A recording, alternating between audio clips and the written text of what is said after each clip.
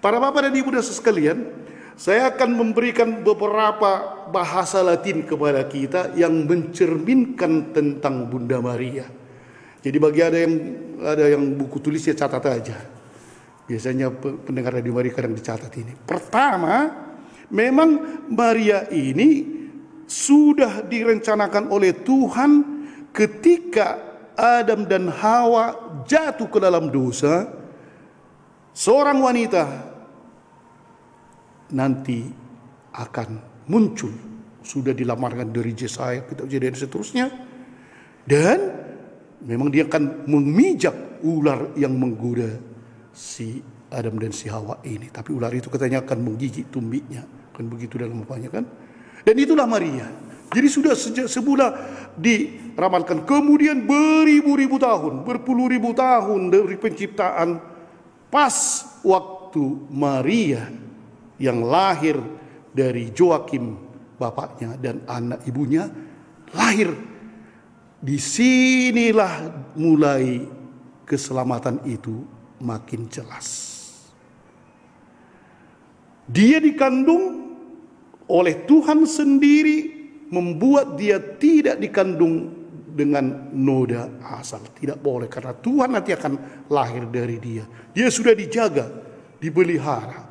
Dan kemudian ketika malaikat Gabriel datang, inilah satu bahasa Latinnya. Maria gratia plena. Satu, gratia plena. Artinya itu penuh rahmat. Hanya dia yang penuh rahmat di antara manusia. Tak pernah dikatakan oleh Tuhan penuh rahmat kepada siapapun, nabi manapun. Jadi gratia plena. Disitulah mulai penyelamatan itu. Kemudian lahirlah penebus. Dan kata yang kedua, bahasa Latin juga, boleh Anda catat, Dei Mater Alma. Dei Mater Alma. Mater itu ibu, Dei Tuhan, jadi Alma penebus, jadi Bunda penebus. Karena lahirlah Yesus dan kalahlah nanti dosa. Sudah lahir dari Bunda Maria ini, Dei Mater Alma. Tetapi dia melahirkan bukan karena laki-laki, tapi karena kuasa Roh Kudus. Roh Kudus yang bekerja. Itu tadi kita dengarkan, sebelum dia itu bersuami, Roh Kudus sudah memberikan dia putra dalam kandungannya.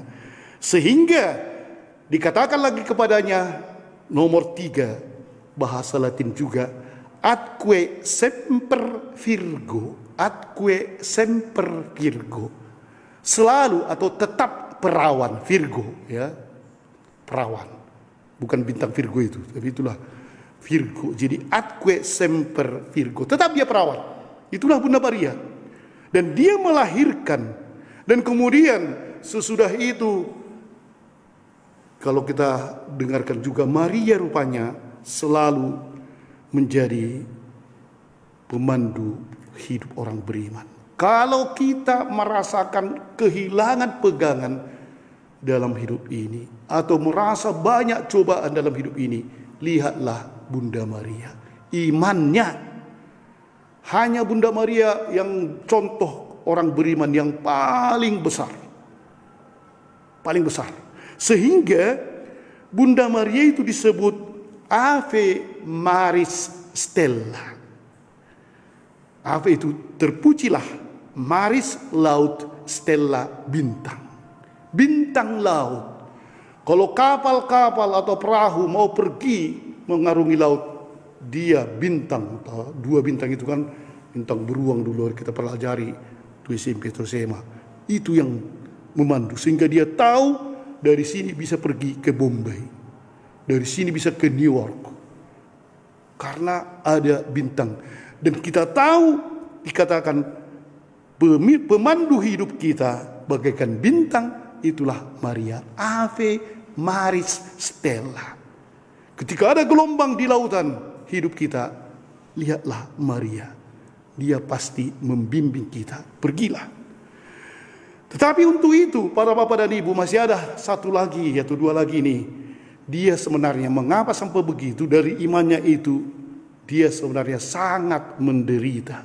Ketika Yesus ditangkap, kemudian dibawa dalam jalan salib, kemudian di depan matanya Yesus itu disalibkan sebagai ibu. Yesus disalibkan. Sesudah itu pergilah semua orang, diturunkanlah Yesus, diambil pakunya, dan dipangkunya lah.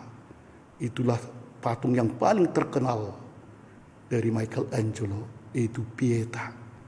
Itu Maria yang sangat menderita. Sangat menderita. Di pangkuannya putranya yang disalibkan itu dengan segala darah dan semua mahkota di situ dan tusukan tombak di pangkuannya. Rupanya memang untuk memangku Yesus kadang-kadang kita harus perlu menderita. Dan itulah Maria menunjukkan. Tetapi kemudian dia naik ke surga, kita tahu. Baru kita rayakan tanggal 15 Agustus badan dan jiwanya. Yang tadi saya cerita itu bahwa dia rijendela, hanya mungkin cerita saja kan. Tapi memang bagaimanapun dia akan mendampingi kita. Doa kita kan, doakanlah kami. Apa? Sampai mati kan, waktu kami mati. Santa Maria Bunda Allah, doakanlah kami sekarang dan waktu kami mati. Maria lah rupanya yang mendampingi kita ketika kita mati, dan Maria lah yang membawa kita masuk ke pintu surga, sehingga dinamai dia Felix Celi Porta, yaitu bahwa dialah jalan, Celi itu surga, Porta itu pintu gerbang surga. Inilah semua yang diberikan nama kepada Bunda Maria.